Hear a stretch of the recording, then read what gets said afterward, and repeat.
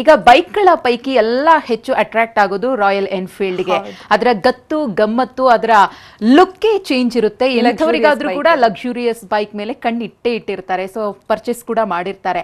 ಆದ್ರೆ ಚಿಕ್ಕ ಪುಟ್ಟ ಬೈಕ್ಗಳನ್ನ ಕದಿಯೋ ರೀತಿಯಲ್ಲಿ ಈ ಒಂದು ರಾಯಲ್ ಎನ್ಫೀಲ್ಡ್ ಅನ್ನ ಕದಿಯೋಕ್ಕಾಗೋದಿಲ್ಲ ಅಂತ ತುಂಬಾ ಜನ ಅನ್ಕೊಂಡಿರ್ತಾರೆ. ಬಟ್ ಈ ಖದೀಮರಿದಾರಲ್ಲ, ಸಲೀಸಾಗಿ ಎನ್ಫೀಲ್ಡ್ ಬೈಕ್ಗಳನ್ನ ದೋಚಿದ್ದಾರೆ. ಹೇಗಿತ್ತು ಈ ಖದೀಮರ ಕೈಚಳಕ? ಕಂಪ್ಲೀಟ್ ರಿಪೋರ್ಟ್ ಇಲ್ಲಿದೆ.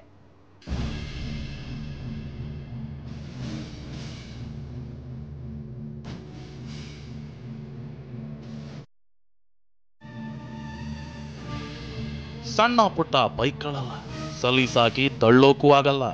ರಾಯಲ್ ಎನ್ಫೀಲ್ಡ್ ಬೈಕ್ಗಳು ಅಂದ್ರೇನೆ ಒಂದು ಗತ್ತು ಗೈರತ್ತು. ಆದ್ರೆ ಇಂತಹ ಬೈಕ್ಗಳನ್ನ ಹೇಗೆ ಹೊತ್ತೊಯ್ತಿದ್ದಾರೆ ನೋಡಿ.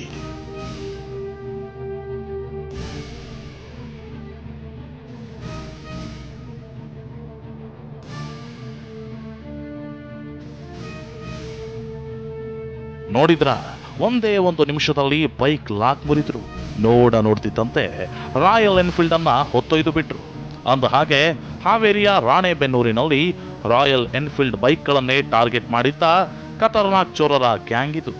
ಐನಾತಿ ಚೋರರನ್ನ ಪೊಲೀಸರು ಹೆಡ್ಡಾಗಿ ಕೆಡವಿದ್ದಾರೆ.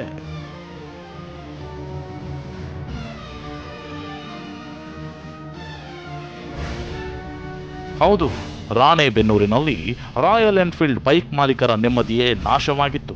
ಯಾಕಂದ್ರೆ ಮನೆ, ಅಂಗಡಿ, ಜಮೀನು, ಸಂತೆ ಹೀಗೆ ಎಲ್ಲದರಲ್ಲಿ ನಿಲ್ಲಿಸಿದ್ದ ರಾಯಲ್ ಎನ್ಫೀಲ್ಡ್ ಬೈಕ್ಗಳನ್ನೇ ದೋಚುತ್ತಿದ್ರು.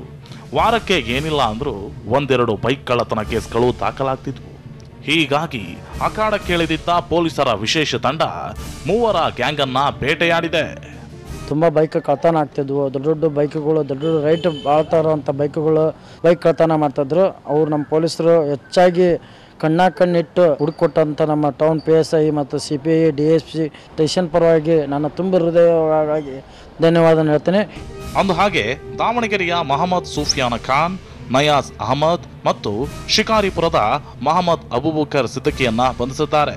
ಮೂವರಿಂದ 10 ಲಕ್ಷಕ್ಕೂ ಅಧಿಕ ಮೌಲ್ಯದ 12 ಬೈಕ್ಗಳನ್ನ ಜಪ್ತಿ ಮಾಡಿದ್ದಾರೆ. ರಾಣೆಬೆನ್ನೂರು ಮಾತ್ರವಲ್ಲದೆ ಬಳ್ಳಾರಿ, ದಾವಣಗೆರೆ, ಹರಿಹರ, ಚಿತ್ರದುರ್ಗ, ಶಿರಾ, ಸಂತೆಬೆನ್ನೂರು, ಹಿರಿಯೂರಿನಲ್ಲಿ ಚೋರರು ಕಳ್ಳತನ ಮಾಡಿರೋದು ಗೊತ್ತಾಗಿದೆ. ಬೈಕ್ ಚೋರರು ಲಾಕ್ ಆಗ್ತಿದ್ದಂತೆ ಮಾಲೀಕರು ನಿಟ್ಟುಸಿರು ಬಿಟ್ಟಿದ್ದಾರೆ. 11 ಲಕ್ಷದ ಮೌಲ್ಯದ ಬೈಕ್ಗಳನ್ನು ಇವತ್ತು ವಶಪಡಿಸಿಕೊಂಡಿದ್ದಾರೆ. ಇವತ್ತು ಅವರನ್ನ ಕೂಡ ಕಳವು ಮಾಡ್ತಕ್ಕಂಥ ವ್ಯಕ್ತಿಗಳನ್ನು ಬಂಧನ ಮಾಡಿ ಇವತ್ತು ಪೊಲೀಸ್ ಇಲಾಖೆ ಕಾರ್ಯಾಚರಣೆ ಯಶಸ್ವಿಗೊಳಿಸ್ಯಾರ. ಅವರಿಗೆ ಈ ಮುಖಾಂತರ ಧನ್ಯವಾದಗಳನ್ನು ತಿಳಿಸ್ತಾರೆ. ಬೈಕ್ ಕಳ್ಳರ ಜಾಲದಲ್ಲಿ ಮೂವರು ಮಾತ್ರವಲ್ಲದೆ ಇನ್ನೂ ಹಲವರು ಇರುವ ಶಂಕೆ ಇದೆ. ಪೊಲೀಸರು ಆದಷ್ಟು ಬೇಗ ಕಳ್ಳರ ಬುಡವನ್ನೆಲ್ಲ ಪತ್ತೆ ಹಚ್ಚಿ ಕ್ರಿಮಿಗಳನ್ನ ಮಟ್ಟ ಹಾಕಬೇಕಿದೆ. Prabhugouda N Patil, TV9 Haveri.